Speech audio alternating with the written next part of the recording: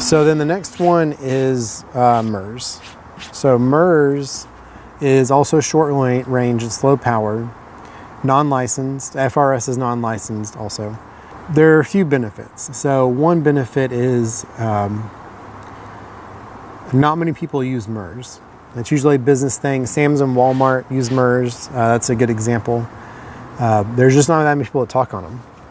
And as a result, if you're going camping or state fair, theme park, that kind of thing, you can talk on MURS and you don't have a high chance of someone running over your conversation. One of the downsides is MURS is not easy to find.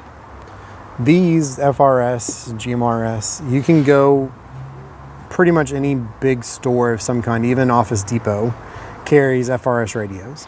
MURS is not that easy. You're gonna have to go to Amazon or a large business warehouse, that kind of thing, to get MURS radios.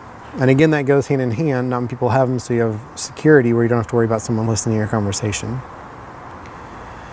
The next one is GMRS. And there are some new rules, laws, regulations that the FCC is going to come out with either the end of this year, 2017, 2018, I think somewhere around there. But for right now, this right here is classified as an FRS GMRS radio. The first 14 of these are FRS, low power, and then past that to channel 22 is high power. And you have the ability to change your power output on the GMRS channels to low, medium, and high, usually on that kind of thing. You do have to have a license for GMRS. At the time I got mine, I think it was for 5 years, it was maybe $70. I think at some point that fee's going away. I haven't seen anything consistent on that, but that might be in the upcoming changes. And the license is good for anyone under your roof. So when I got our family's GMRS license, that covered everyone under our roof. That doesn't mean that anyone in your family can be under that call sign, or the FRN, I guess is a better way to put it. And it's easy. So as opposed to amateur radio, where everyone that transmits has to have a license and a call sign. With a GMRS, you have one call sign for your family. GMRS also has the ability to use repeaters. Repeaters allow you to go from, say, this radio. You'll transmit until that power can kind of reach its limit. You'll go up to usually a tower that has a repeater set up on it. And then that repeater will take the signal, your transmission, amplify it, send it back out. And then another radio, say you're somewhere else, twice as far away as you normally could, or even further, then you'll be able to talk that way. And Motorola has some. Right at this point, Midland has some, but they're only micro mobiles with repeater channels, frequencies built in. But that's another benefit of GMRS, is you can use low power, like FRS, and only transmit a little bit, just so if you don't want to send out your information that far, or whatever your concern is. And then you can go medium power, go a little bit further than high power. You can go out and use it, through buildings, out in the woods, residential areas, that kind of thing. And then now, with Midland doing their awesome micro mobiles, you have a purpose-built, very small form factor mobile radio.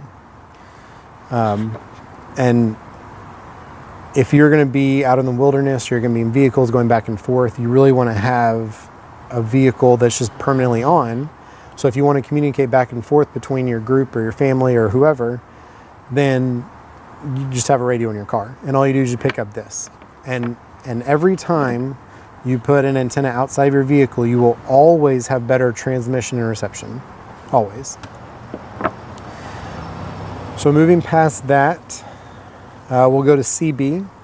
I've done a separate video on this, but this is the Midland 75-822. This is a handheld, and this is also a mobile radio. This slides on and off, and this is AA batteries, and then this can come completely off, and you can make this into a mobile radio. Like everything else, there are pros and cons. CB has been around a long time.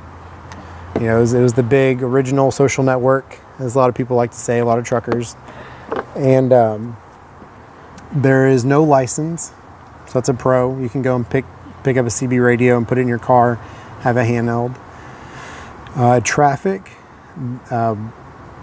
in every vehicle I've had for the last little bit, but there's been a CB radio in it. The reason is that if I ever go on a road trip, even if I've got Waze and Google Maps and the car infotainment system has, you know, Sirius XM traffic running, you will always have faster traffic information and up-to-date information with a CB radio, because truck drivers are always wanting to help other truck drivers know what lanes to get in, where the closures are, what exit to take to get around something. If there's flooding on the roadway, that is the quickest and best way to get information about traffic conditions.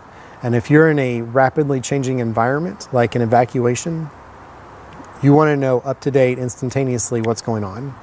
And the CB radio is perfect. Now there is a big downside. The big downside is language. On FRS, GMRS, MURS, you know, listening to ham radio operators, that's not an issue. Language is, it's inappropriate and to begin with, but you can't use foul language as an amateur radio operator, and listening to them, that is very clear. You should not use foul language just in general in life, but on these radios, usually they're families that are doing it. Some businesses use them and they're not supposed to use them for business, but usually there's not a language issue. On a CB radio, it is guaranteed that you're gonna have a language issue probably every 5 minutes. You're gonna have very abrasive language. And if you have children in the car, that is just not something you want them to listen to. So what I do and what Nikki does is we will turn it on if we're going to go on a road trip. We'll have the volume turned down low or off. When we start to see there's traffic buildup, we'll turn it on. We'll listen to what's kind of going on, get a kind of a situation assessment of good, bad, short-term, long-term. And we'll leave the volume down low. And that way our daughter doesn't hear the bad language, trying to make a good environment for her. And then when we get past that situation, traffic, whatever, we'll turn it off. And if you do have kids, I think it is really smart to have a CB radio. I think you need to be very cognizant that you will hear bad language, and the people that talk on it, they don't care. Sometimes you'll hear someone else kind of talk back to them and say, you know, watch what you're saying. But there's something to keep in mind. There's just bad language on Citizen Band Radio.